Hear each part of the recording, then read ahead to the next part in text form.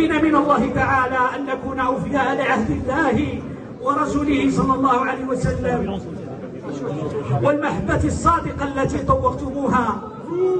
هذه وصية منا إلى مريدين الكرام، وشهادة نكتبها ونحن نحمل أمانة عظيمة من حضرة الحق، راجين من الله تعالى أن نكون أوفياء لعهد الله ورسوله صلى الله عليه وسلم، والمحبة الصادقة التي طوقتمونا بها، مؤدين لما علينا من مسؤولية أمام الله، وأنه ما صدر منا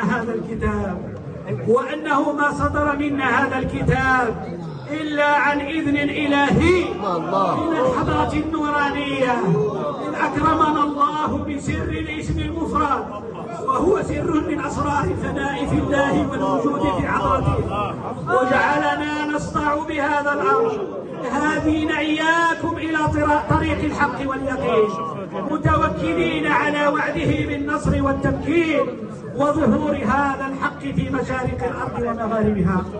هذه الوصية هي امتراء لوصية الدوحة الفيحاء التي نتفيأ ظلالها، وهي دوحة الاجتماع على ذكر الله التي كان قد أرسى جذورها في أرض الطريقة القادرية البوتشيزية أشياخنا المبجلين، وقد نقلت هذه الوصية بالتواتر من سيد أبي مدين بن المنور إلى سيد الحاج العباس، ومنه إلى شيخنا الوالد سيدي حمزة بن العباس قدس الله سرهم جميعا.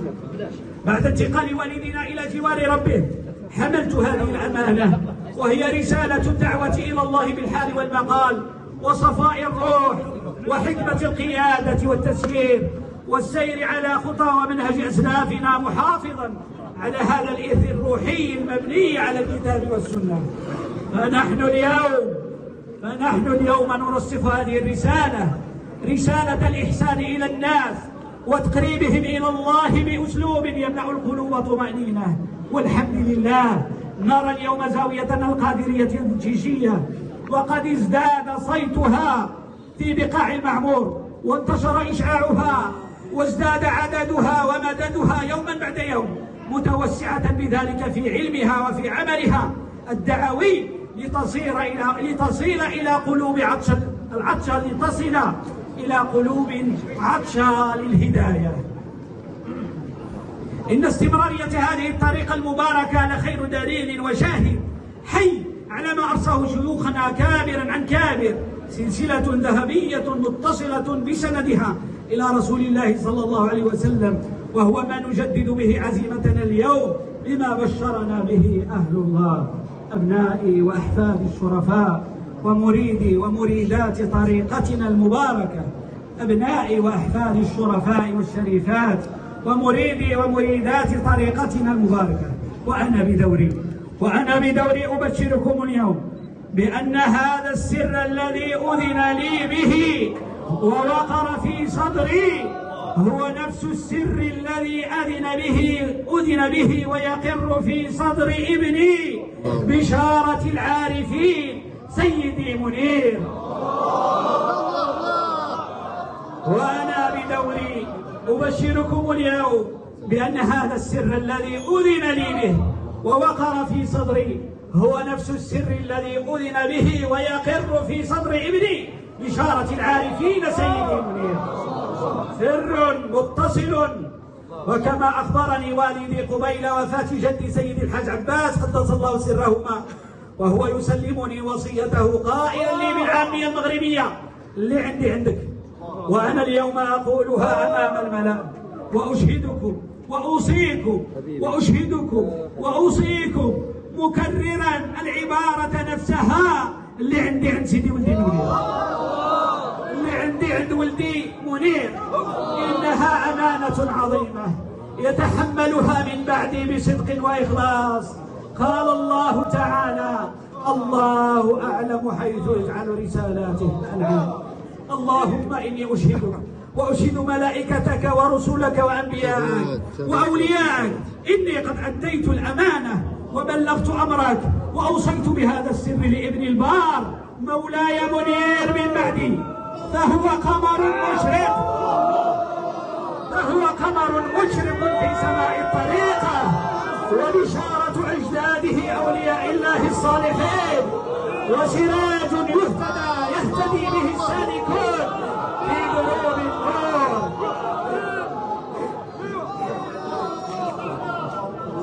فهو قمر مشرق في سماء الطريقة، وبشارة أجداده أولياء الله الصالحين، وسراج يهتدي به السالكون في دروب النور.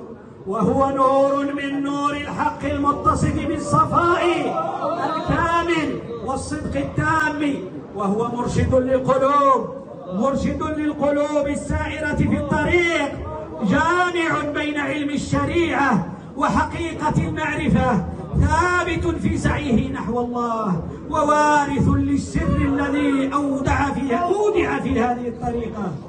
نور الله قلبه بالهداية والتمكين، وحفظه من كل سوء ومكروه، وكان الله في عونه ورعايته ليكون ناصرا للحق وعونا لمؤازرة إخوانه، وسندا لسائر الأقارب والشرفاء، وعينا راعية للمريدين في سيرهم إلى الله، ومفتاحا للخير والنفع والصلاح. فاقبله وأقبل عليه، وكله ولا تكن عليه، وثبته وأيده، وكله وليا ونصيرا في الدنيا والآخرة يا رب العالمين يا أرحم الراحمين. وسيبقى بإذن الله وقوته هذا السر الرباني ذو السند الصحيح المتين في هذه الدار إلى أن يرث الله الأرض ومن عليها بمشيئته تعالى وقدرته إلى يوم القيامة. من عمل بهذه الوصية وأوفى بالعهد والتزم بها فقد ائتمن نفسه وهو على العهد، وعهد المحبين لا ينقضي ولا ينقطع. ومن أخل بها وخالفها والله حسبه، والطريقة منه براء، وهو نعم المولى ونعم النصير. يقول الله تعالى: فمن نكث فإنما ينكث على نفسه، ومن أوفى بما عاهد عليه الله فسنؤتيه أجرا عظيما. سورة الفتح. وفي الختام أوصيكم بما أمر به الحق تعالى: واعتصموا بحبل الله جميعا ولا تفرقوا. صدق الله العظيم. وحرر من زاوية الأم بمدار في الخميس 3 جمادى الآخرة 1446 هجرية، الموافق 5 نوفمبر 2024 ميلادية. الإمضاء مولاي جمال الدين القادري بوتشيش، شيخ الطريقة القادرية البوتشيشية، لطف الله به والحمد.